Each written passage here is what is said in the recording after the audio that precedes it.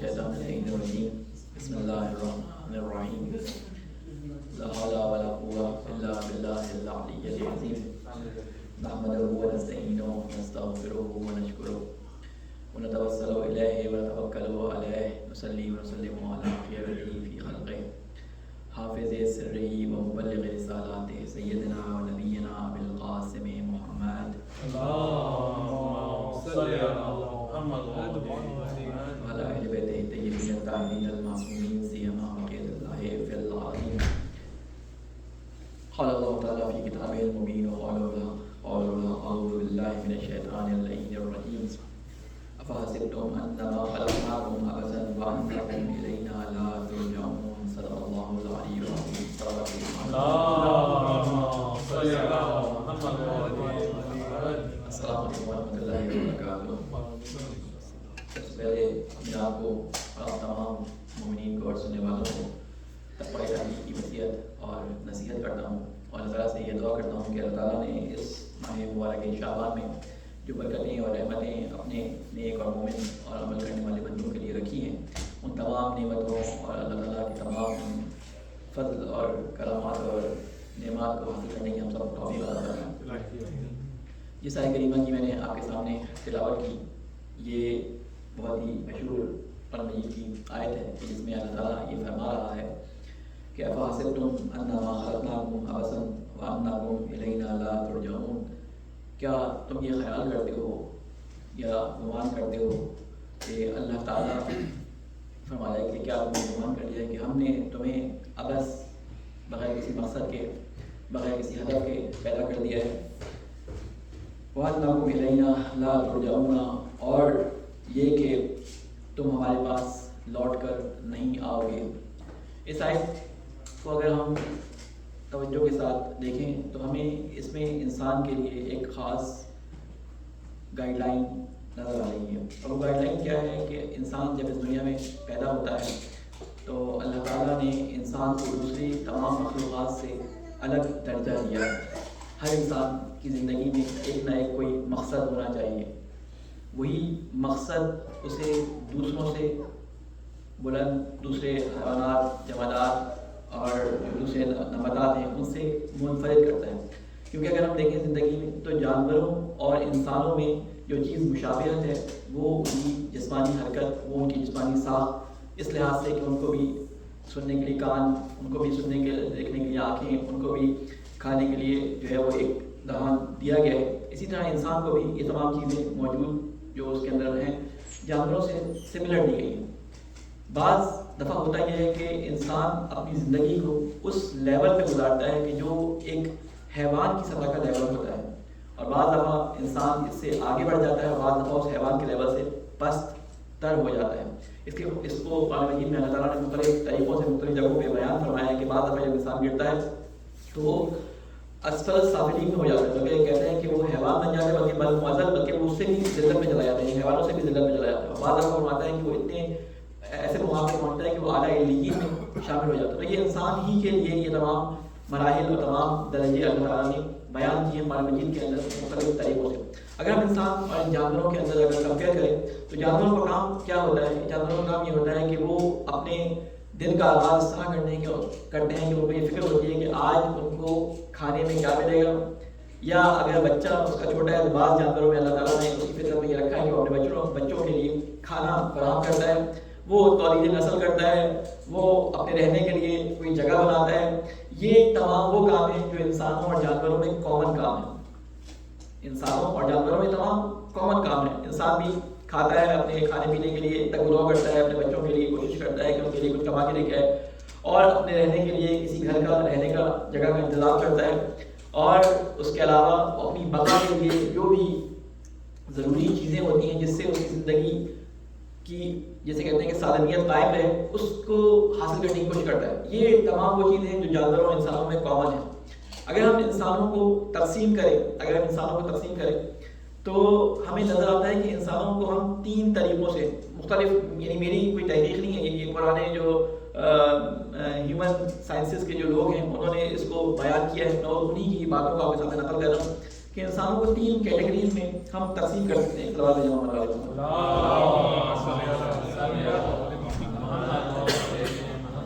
وہ 3 کیٹیگریز کیا ہوتی ہیں؟ وہ 3 کیٹیگریز یہ ہوتی ہیں کہ ایک انسان جو ہوتا ہے وہ باڈی لیول پہ اپنی زندگی گزارتا ہے. باڈی لیول وہی جو میں نے آپ کو بتایا کہ جانوروں کی طرح زندگی گزارتا ہے. اگر انسان پوری طرح پرفیکٹ ہو جائے، اپنے آپ کو ہر طرح سے کھانے پینے کے لحاظ سے، اپنے جسمانی لحاظ سے ہر طرح سے فٹ رکھے، تب بھی وہ جانوروں کی، حیوانات کی برابری نہیں کر سکتا. وہ چیتے کی طرح تیز نہیں دوڑ سکتا. وہ مثال کے طور پہ سانپ کی طرح بہترین اس کی لسننگ پاور نہیں ہو سکتی. عقاب کی طرح اس کی نگاہ تیز نہیں ہو سکتی. یعنی جتنا بھی انسان اپنے آپ کو جسے کہتے ہیں سیٹ رکھنے کی کوشش کرے، چاہے وہ جسمانی طور پہ اپنی غذا کے لحاظ سے ہو، اپنے دیکھنے یا سننے کی صلاحیت بڑھانے کے لحاظ سے ہو، تب بھی وہ جانوروں کے اس لیول تک، جس لیول تک جانوروں کو اللہ تعالیٰ نے بغیر کسی، جیسے کہتے ہیں نا کہ تگ و دو کے وہاں تک پہنچا دیے، وہاں تک نہیں پہنچ پاتا. وہ جتنا بھی پریکٹس کر لے وہ چیتے کی طرح تیز نہیں دوڑ پاتا. لیکن چیتے کو تیز بھاگنے کے لیے پریکٹس کی ضرورت نہیں ہوتی کہ اسے 100 میٹر کی دوڑ میں حصہ لینا ہو تو وہ تیز بھاگنا شروع کر دے اور پریکٹس کرے. نہیں، اس کو بچپن سے اس کی فطرت میں ایسا ہے کہ وہ تیز بھاگتا ہے. عقاب کو اپنی نظریں تیز کرنے کے لیے کوئی ایکسرسائز نہیں کرنی پڑتی. ہمیں جو ہے وہ اپنی نظروں کو بچانے کے لیے ایکسرسائز کرنی پڑتی ہے کہ اماں بچپن میں کہتی تھی کہ ہری گھاس پہ چلو، سونف کھاؤ، آنکھیں تیز ہو جائیں گی، چشمہ نہیں لگے گا. تو ہمیں اپنی آنکھوں کو بچانے کی کوشش کرنی پڑتی ہے. تو ایک انسان کا لیول وہ ہوتا ہے جو باڈی لیول کا انسان ہوتا ہے. ایک ہوتا ہے جو دوسرا لیول کہلاتا ہے زندگی کا، اور وہ کہلاتا ہے ہارٹ لیول. ہارٹ سے مراد یہ دل نہیں ہے جو دل یہاں پہ دھڑک رہا ہے. ہارٹ سے مراد یعنی اس کی وہ ایموشنز ہیں، اس کے جذبات ہیں، وہ اس کی محبت اور تعلقات کے معیار ہیں جو دوسروں کے ساتھ اس کے قائم ہوتے ہیں. ایک انسان ہوتا ہے کہ جو ان لیول سے اٹھ کے لوگوں کے ساتھ تعلقات قائم کرتا ہے. اس کو خوشی ہوتی ہے کہ اپنے، جیسے کہتے ہیں نا کہ اپنے اوقات میں سے وقت نکال کر دوسروں کے لیے کچھ کام کرے. اس کو خوشی ہوتی ہے کہ اپنے، جیسے کہتے ہیں رشتہ داروں، اپنے ماں باپ، اپنے بہن بھائیوں سے ملنے کے لیے اپنے آورز کو کٹ کرے، اپنا نقصان کرے اور ان سے ملے، اور اس کو ایک خوشی اور جیسے کہتے ہیں نا کہ فرق کا احساس ہوتا ہے. یہ اس لیول کا آدمی ہوتا ہے. یہ اپنے خوشی کے لیے مختلف ڈیزائننگ، مختلف پینٹنگ، مختلف کریٹیوٹی کے کام کرتا ہے. تو یہ یہاں پہ ایک لیول بڑھ جاتا ہے. یہ انسانی سطح کا ایک لیول ہے کہ وہ انسان اس سطح پر آ جاتا ہے کہ وہ نہ صرف ہیومن باڈی لیول پہ ہوتا ہے بلکہ وہ ایک ہارٹ لیول پہ بھی آ جاتا ہے. اس سے بڑھ کر ایک لیول انسانوں کا جو ان کے ریسرچرز ہیں وہ بیان کرتے ہیں، وہ کہتے ہیں کہ ایک ہوتا ہے اسپرچل لیول. اور وہ اسپرچل لیول کیا ہوتا ہے کہ نہ صرف یہ ان تمام چیزوں سے لذت حاصل کرتا ہے بلکہ ان خوشیوں کو یہ کریٹ کرتا ہے. یہ انسان جو اسپرچل لیول پہ جو بڑھ جاتا ہے آگے، وہ ان خوشیوں کو، ان لذات کو دوسروں کے لیے کریٹ کرتا ہے. یہ لذات صرف خود حاصل نہیں کرتا بلکہ دوسروں کو اس کے بارے میں ترغیب دیتا ہے، دوسروں کو اس بارے میں سکھاتا ہے، ان کو گائیڈ کرتا ہے کہ کس طرح ان خوشیوں کو حاصل کیا جا سکتا ہے. وہ لوگوں کے لیے خوشیاں کریٹ کرتا ہے، لوگوں کے لیے لذات کریٹ کرتا ہے. تو جسے ہم کہتے ہیں نا یہ صوفی اور جسے کہتے ہیں روحانیت کے درجے میں پہنچ جاؤ، یہ لیول ان لوگوں کے لیے بیان کیا جاتا ہے. اب سوال یہ پیدا ہوتا ہے کہ ہم ان لیولز پہ پہنچنے کے لیے کیا کر سکتے ہیں. تو اس کے لیے قرآن مجید ہمیں فرماتا ہے کہ اگر تمہیں تمام، یعنی اس بارے میں تو نہیں فرماتا لیکن انسانی زندگی کے بارے میں اللہ تعالیٰ فرماتا ہے کہ تمہیں ہم نے عبث پیدا نہیں کیا. تمہاری زندگی کا کوئی نہ کوئی مقصد ہونا چاہیے.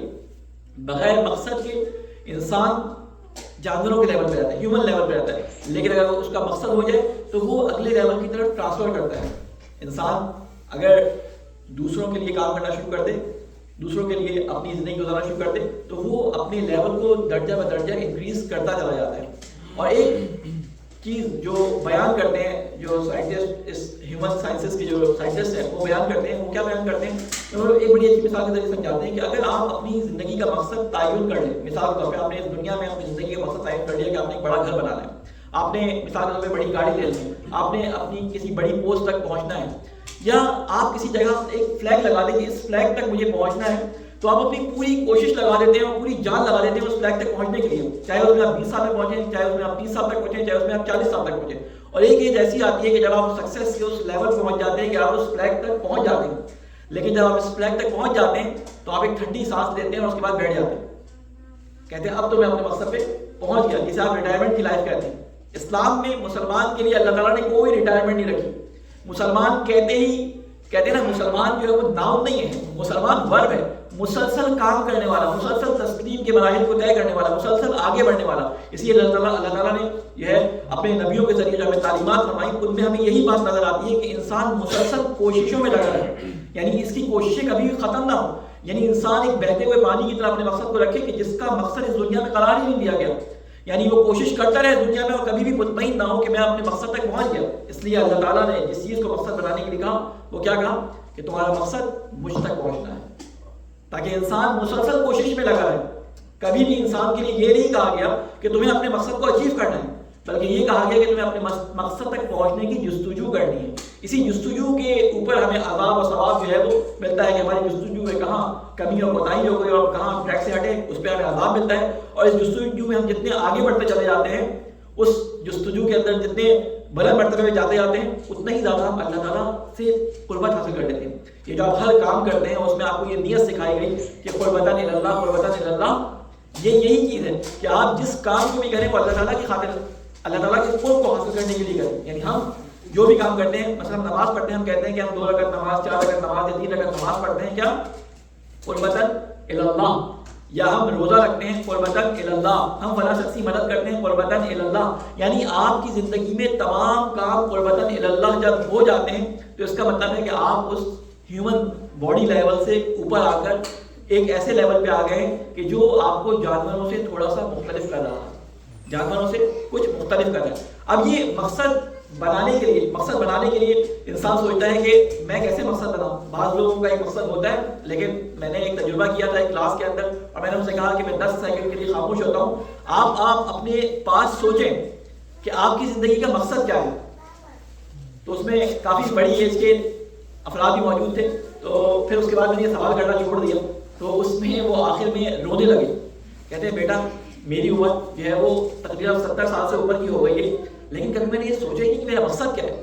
ساری عمر بس زندگی کے روزگار میں گزر گئی، اچھے سے اچھا گھر، اچھے سے اچھا بچوں کی تعلیم کا سلسلہ، اچھے سے اچھا جسے کہتے ہیں اسٹیٹس بنانے کے لیے یہاں تک پہنچ گئے. وہ ڈاکٹر تھے، اپنی فیلڈ کے اس میں ڈاکٹر تھے. کہتے ہیں آج میں بڑا کامیاب ہوں، میرے پاس دنیا کی ہر چیز ہے، میرے بچے اچھے اچھے کالج یونیورسٹی سے جو ہے فارغ التحصیل ہو چکے ہیں، میرے پوتے نواسے اور جسے کہتے ہیں نا ان کے لیے میں نے تمام جائیدادیں اپنی چھوڑ چکا ہوں. لیکن آج آپ کے سوال پہ مجھے یہ سمجھ آ رہا ہے کہ میری زندگی کا مقصد کیا ہے. تو ہم علماء سے پوچھتے ہیں کہ اگر ہمیں معلوم کرنا ہو کہ ہماری زندگی کا مقصد کیا ہے تو ایک بڑا اچھا راستہ وہ بیان کرتے ہیں. کہتے ہیں اگر آپ نے جاننا ہو، اب تک آپ نے اس بارے میں نہ سوچا ہو، تو آپ کبھی اس پہ سوچیں کہ آپ کی زندگی کا مقصد کیا ہے. اور اس کا طریقہ یہ ہے کہ آپ اپنے اوقات کو، 24 گھنٹے کے اوقات کو، اس میں سے وہ ٹائم جو سونے کا ہے وہ نکالیں.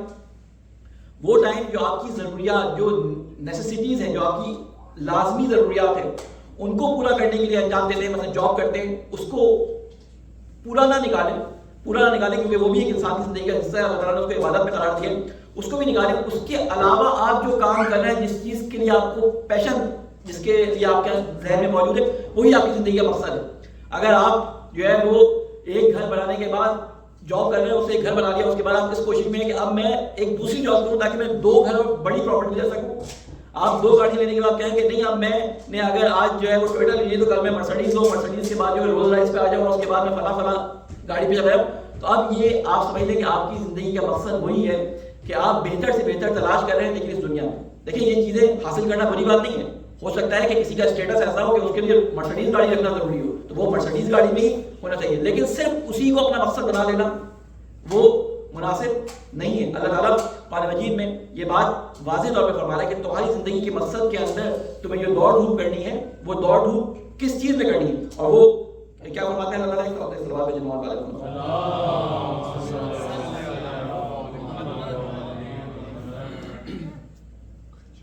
خیر وہ ابھی میرا انٹرنیٹ یہاں پہ نہیں چل رہا، وہ چیز میرے پاس نکل گئی، لیکن آپ کے لیے وہ بیان کرتا ہوں. وہاں پہ قرآن مجید کی جو آیت ہے وہ ہے کہ سارعوا الی مغفرۃ، کہ تم سارعوا سرعت سے نکلا ہے، اسی لفظ سے نکلا ہے سرعت. سارعوا تم جلدی کرو، الی مغفرۃ ربک، اپنے پروردگار کی مغفرت حاصل کرنے کے لیے جو ہے وہ جلدی کرو.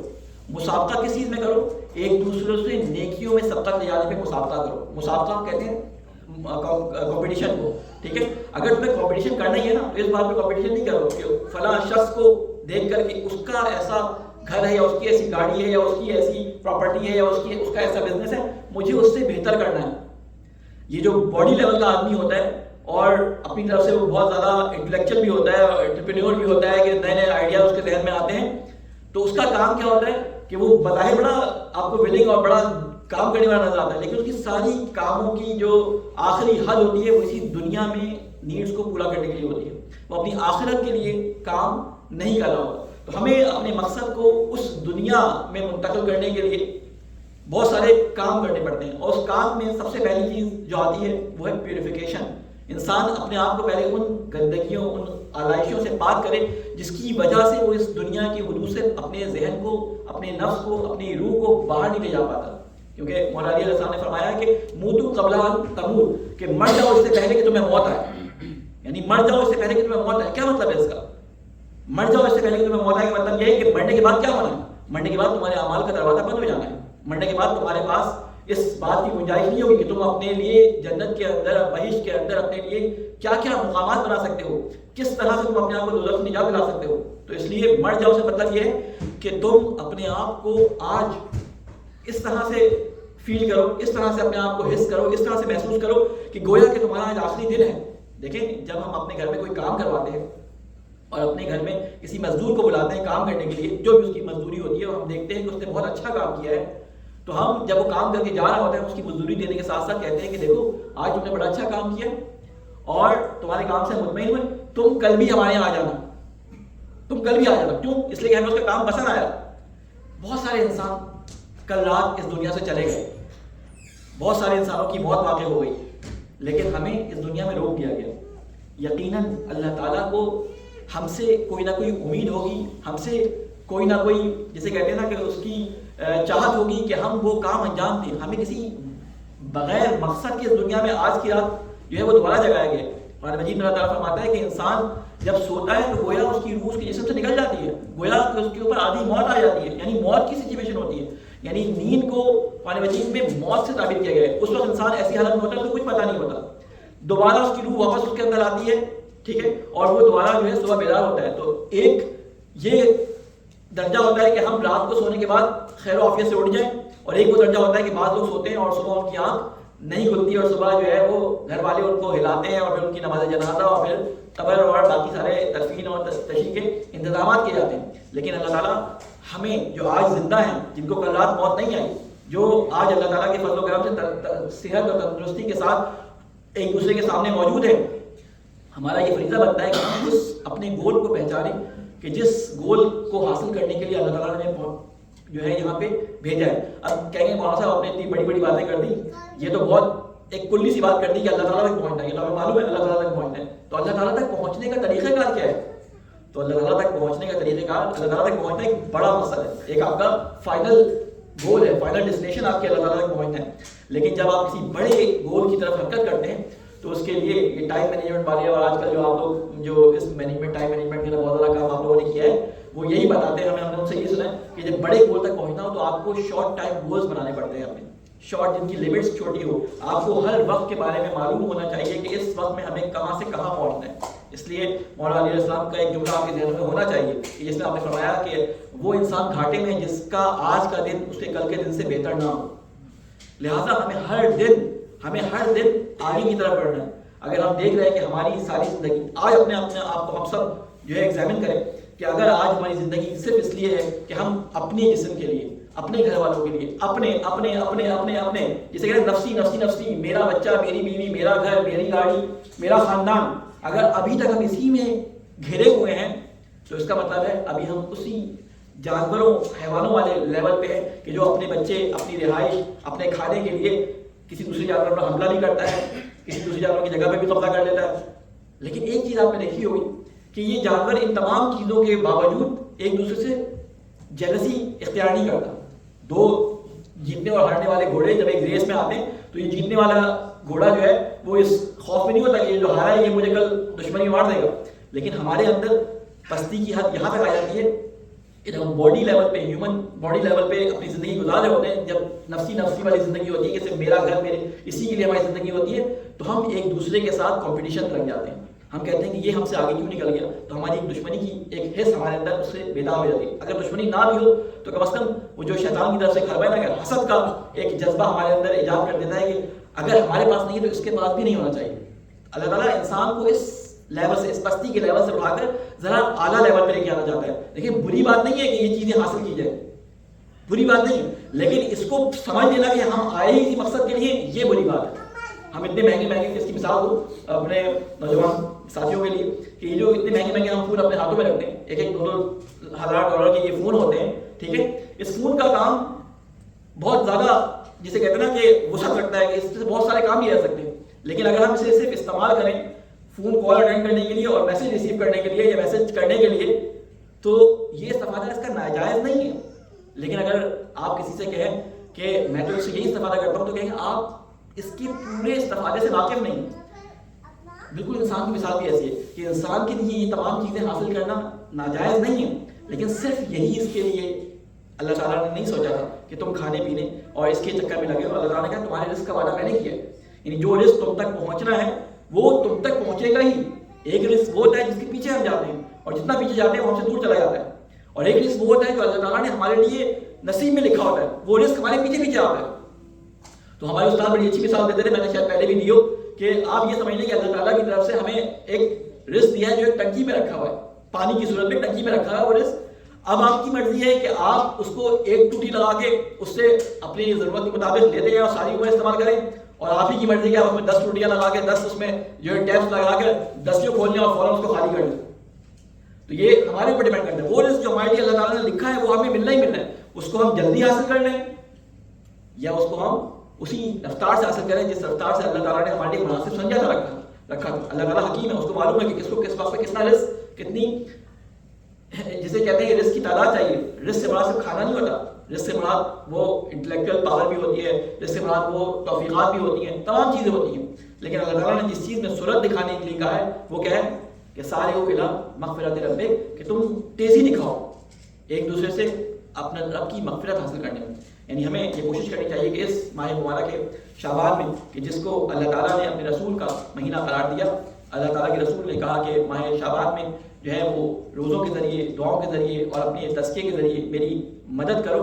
تو ہمیں کوشش یہ کرنا چاہیے کہ ہم رمضان میں جو اللہ تعالیٰ کی مہمانی کا مہینہ ہے، اللہ تعالیٰ کے لوگوں کی جسے کہتے ہیں کہ مہمانی کا مہینہ ہے، اللہ تعالیٰ نے اس کو اپنے لیے اپنی مخلوق کے لیے، اپنے جسے کہتے ہیں کہ انسانوں کے لیے رحمت کا مہینہ قرار دیا ہے کہ جو بھی اس میں تمہارے پاس تم میرے پاس آؤ گے، میں تمہارے مختلف گناہوں کو، تمہارے مختلف اعمال کو کئی درجہ تمہاری ایفرٹ سے زیادہ قبول کروں گا.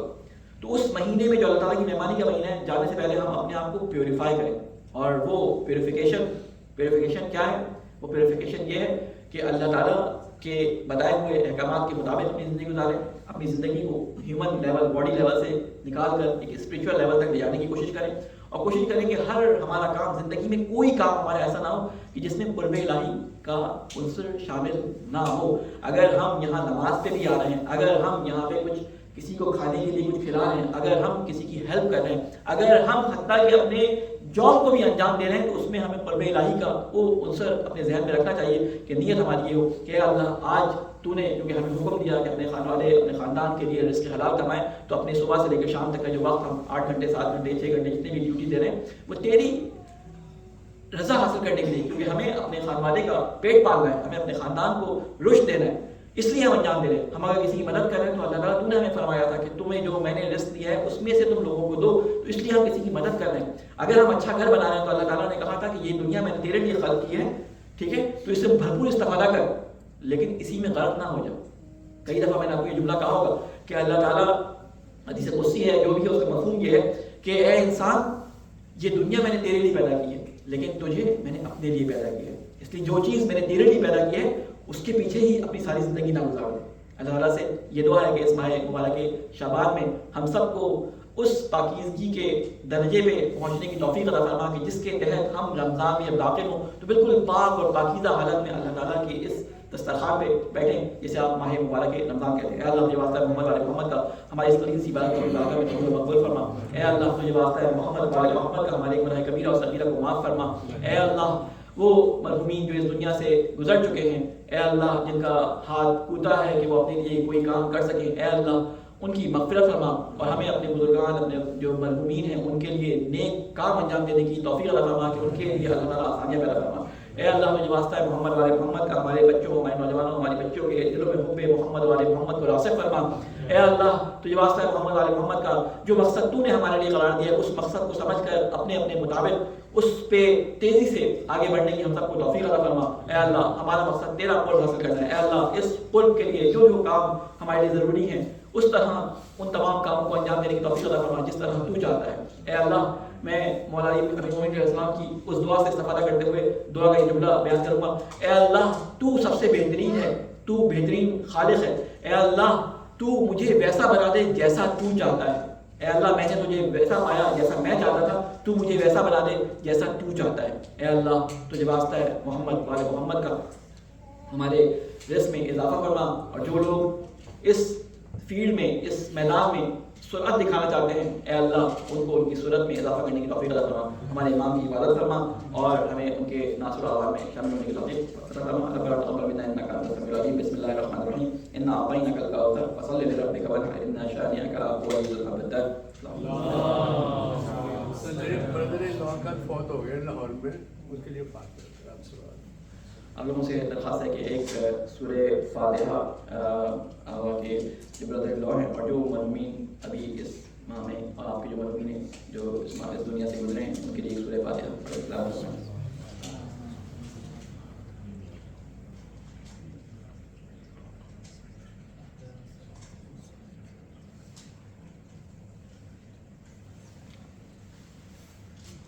اللهم صل على محمد وعلى محمد. اللهم صل على محمد وعلى محمد. اللهم صل على محمد وعلى محمد. بسم الله الرحمن الرحيم.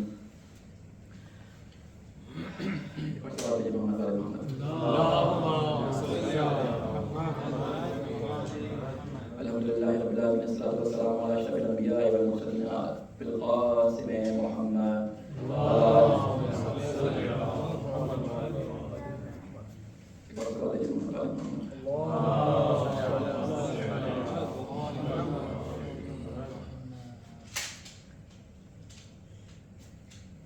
الحمد لله رب العالمين. والصلاة والسلام على أشرف الأنبياء والمرسلين بالقاسم محمد وعلى آله الطيبين الطاهرين المنتجبين سيما علي بن أبي طالب أمير المؤمنين وصديقة الطاهرة فاطمة الزهراء سيدة النساء العالمين والحسن والحسين سيدي شباب أهل الجنة وعلي بن الحسين ومحمد بن علي وجعفر بن محمد وموسى بن جعفر وعلي بن موسى ومحمد بن علي وعلي بن محمد وحسن بن علي والخلف القائم المهدي حجتك على عبادك وأمناؤك في بلادك وصل على أئمة المسلمين وحماة المستضعفين وحداة المؤمنين. أوصيكم بتقوى الله أوصيكم عباد الله ونفسي بتقوى الله. صدق الله العلي العظيم. صلوات محمد اللهم صل على محمد. السلام علیکم ورحمۃ اللہ وبرکاتہ. سب سے پہلے اپنے آپ کو اور تمام مومنات اور سننے والوں کو تقوی الہی کی وصیت اور نصیحت کرتا ہوں. اللہ تعالیٰ سے یہ دعا کرتا ہوں کہ اس ماہ مبارک شعبان میں جو دعائیں ہم نے کی ہیں اے اللہ تعالیٰ ان دعاؤں کو اپنی بارگاہ میں قبول قبول فرما. جن لوگوں نے روزے رکھے ہیں اے اللہ ان کے روزوں کو اپنی بارگاہ میں قبول قبول فرما. اے اللہ جو بھی کوشش ہم نے اپنی نفس کی پاکیزگی کے لیے کی ہے اللہ تعالیٰ ان کوششوں کو اپنی بارگاہ میں قبول فرما. ہمارے نفس کو پاکیزہ بنا, دنیا کی آرائشوں سے جلد از جلد نکلنے کی ہم سب کو توفیق عطا فرما. اے اللہ تجھے واسطہ ہے محمد والے محمد کا شعبان کے اس مہینے میں اللہ تعالیٰ کے رسول نے کی طرف سے کچھ دعائیں اور کچھ جیسے کہتے ہیں مناجات نقل ہوئی ہیں ایمان علیہ السلام کی طرف سے. اے اللہ ان مناجات کو پڑھنے اور ان کے ترجمے میں جو ہدایات ہمیں دی گئی ہیں ان مناجات کے اندر ان ہدایات کے مطابق ہماری زندگی ہمیں گزارنے کی توفیق عطا فرما. دیکھیں جو یہ فرصت ہے جس میں ہم ابھی ہیں یہ بہت ہی جیسے کہتے ہیں کہ غنیمت اس کو ہمیں سمجھنا چاہیے, کیونکہ کہتے ہیں نا کہ ایک دفعہ جب آپ امتحان کے کمرے میں پہنچ جاتے ہیں تو وہاں پر آپ کو اجازت نہیں ہوتی کہ آپ وہاں پہ اپنے ان نوٹس سے یا اپنے ان جزوات سے یا اپنی ان نوٹ بکس جو آپ نے جس میں اپنے تمام نکات لکھے ہوتے ہیں ان سے استفادہ کرنے کی اجازت نہیں ہوتی. لیکن امتحان میں پہنچنے سے پہلے پہلے آپ ان کو اچھی طرح پڑھ بھی سکتے ہیں, ان کو ریپیٹ بھی کر سکتے ہیں, ان کو یاد بھی کر سکتے ہیں, ان کی پریکٹس بھی کر سکتے ہیں. لہٰذا رمضان المبارک کے آنے سے پہلے جو نفس کی پاکیزگی کے لیے اللہ تعالیٰ نے اور کے رسول نے اور کے ائمہ کی طرف سے جو نسخے ہمارے پاس آئے ہیں ان کو ہمیں چاہیے کہ جلد از جلد اپنی ان کچھ دنوں کی جو مہلت ہماری باقی رہ گئی ہے کہ ہم اس میں داخل ہوں تو اس لحاظ سے اپنے آپ کو ہم آمادہ کر سکیں. ایک فرصت کے بارے میں ہمیں دعا کا جملہ ہے, یہ جو رمضان میں روزانہ ایک دعا پڑھی جاتی ہے دعا افتتاح, اس میں شرعی جملہ ہے یا دعا رسمانی کسی ایک دعا کا یہ جملہ ہے کہ اللہ تعالیٰ کی طرف سے بہت سارے نفحات آتے ہیں. نفحات کہتے ہیں لمحات, ایسے لمحات یعنی جو فضیلت اور رحمت اور بخشش کے اور جسے کہتے ہیں نا کہ اپرچونیٹیز ہوتی ہیں اللہ تعالیٰ کی طرف سے، ان نفعات سے کیسے ہم استفادہ کر سکتے ہیں. خصوصاً رمضان کے بارے میں یہ ملتا ہے کہ رمضان کا مہینہ ان اپرچونیٹیز کے لیے جو ہے وہ بہترین موقع ہوتا ہے. تو ان کے بارے میں معلومات ہمیں اللہ ہی بتا سکتا ہے یا اللہ کے رسول بتا سکتا ہے. لہٰذا اللہ تعالیٰ کے رسول نے جب رمضان المبارک آتا تھا تو آخری ہفتے میں جو آخری ہفتہ ہوتا تھا اس میں ان سے پہلے خطبوں میں یا اپنے مختلف یا اپنے جیسے کہتے ہیں لوگوں کے ساتھ انٹریکشن کے درمیان لوگوں کو مختلف باتیں بتاتے ہیں. ایک خطبہ رسول اکرم صلی اللہ علیہ وسلم سے نقل کیا جاتا ہے. پچھلے سال بھی میں نے اس کے بارے میں آپ کو بتایا تھا اور اس کی کچھ حصے کی تلاوت بھی کی تھی، کیونکہ یہ خطبہ ایسا ہے کہ اس میں رمضان کی تیاری کے بارے میں بیان کیا گیا. کہتے تو اس کو خطبہ شعبانیہ ہے، لیکن اس میں اصل میں رمضان میں داخل ہونے کی تیاری ہے. اور اس میں رمضان کے بارے میں اللہ تعالیٰ کے رسول نے ہمیں انٹروڈکشن دیا ہے کہ اس کے اندر ہوتا کیا ہے، تمہیں کیا کرنا ہے، ہم کس طرح سے تمہیں اپنی جیسے کہتے ہیں ذمہ داریوں کو اس رمضان کے اندر بہتر طریقے سے نبھانا ہے.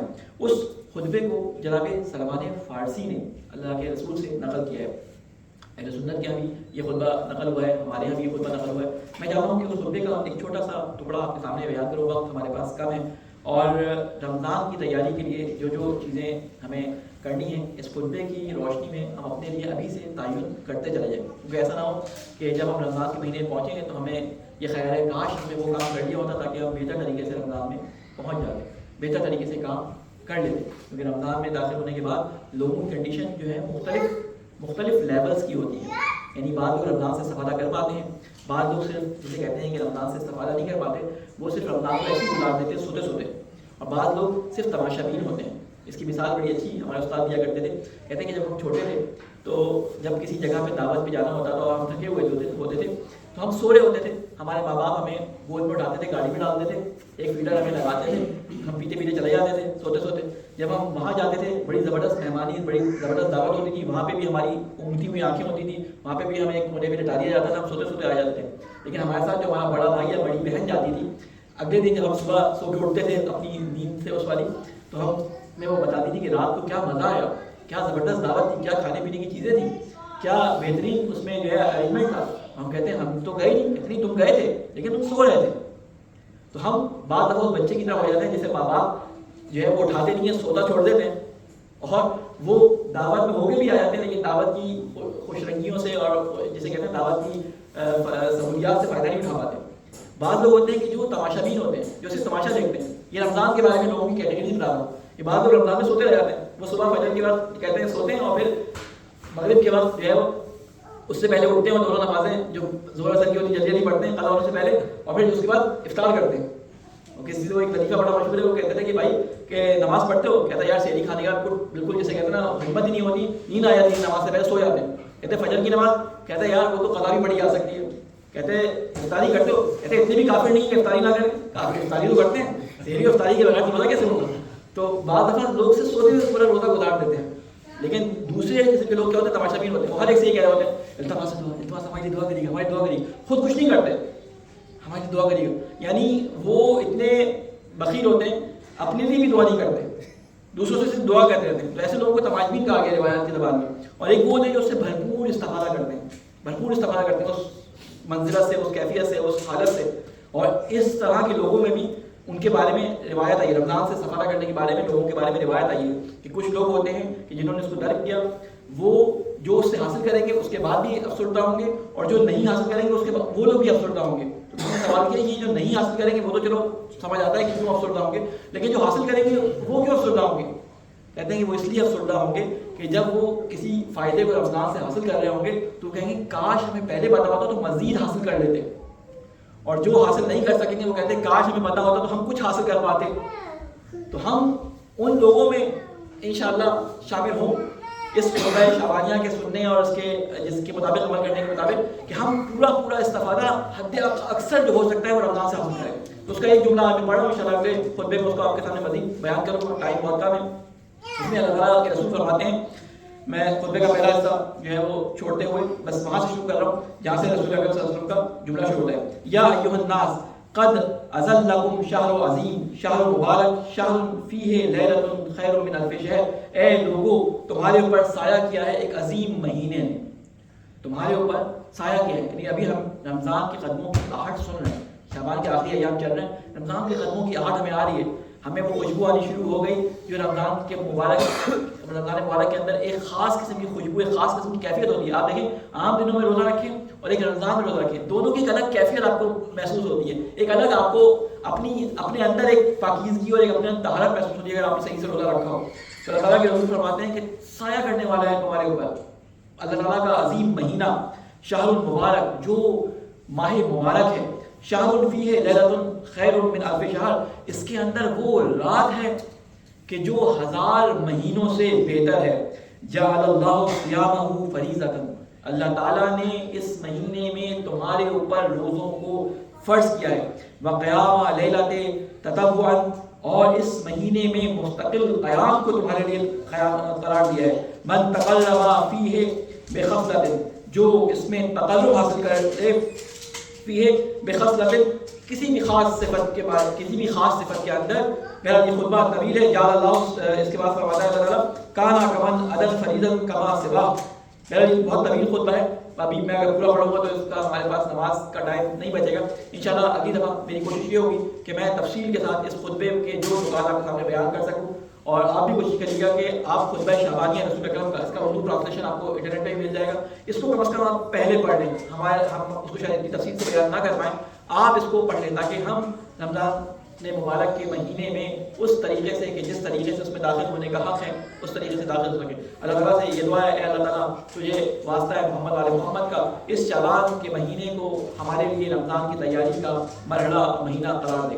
اے اللہ مجھے واسطہ ہے محمد والے محمد کا, رسول اکرم صلی اللہ علیہ وسلم نے یہ فرمایا تھا کہ میرے مدد کرو, میری مدد کرو اس ماہ میں روزوں کے ذریعے. اے اللہ تو ہمیں توفیق عطا فرما کہ ہم رسول اکرم صلی اللہ علیہ وسلم کی مدد کچھ بھی, کسی بھی 1 یا 2 یا 3 روزے رکھنے کی صورت میں یہ مدد ان کی کر سکیں, تاکہ اس کے عوض میں رسول اکرم ہمارے لیے جو دعا کریں گے, اے اللہ اس دعا کو ہمارے لیے قبول, ہمارے حق میں قبول فرما. اے اللہ مجھے واسطہ ہے محمد والے محمد کا ہمارے گناہ کبیرہ اور صغیرہ کو معاف فرما. اے اللہ ہمارے بزرگان جو دنیا سے جا چکے ہیں ان کی قبروں پر اپنی رحمت نازل فرما. اے اللہ دنیا کے اندر جہاں جہاں مسلمانوں پہ ظلم ہو رہا ہے, اے اللہ اس ظلم سے ان کو نجات عطا فرما. اے اللہ یمن کے اندر, لبنان کے اندر, فلسطین کے اندر, پاکستان کے اندر, اور جہاں جہاں ہمارے مومنین اور مسلمان بھائی مشکلات کا شکار ہیں, اے اللہ ان مشکلات پہ صبر کر کے مستقل آگے بڑھنے کی سب کو توفیق عطا فرما. اے اللہ مجھے واسطہ ہے محمد والے محمد کا ہمارے امام کی عبادت فرما, ہمیں ان کے ناصر و عوام میں شامل فرما. ربنا تقبل منا انک انت السمیع العلیم برحمتک یا ارحم الراحمین.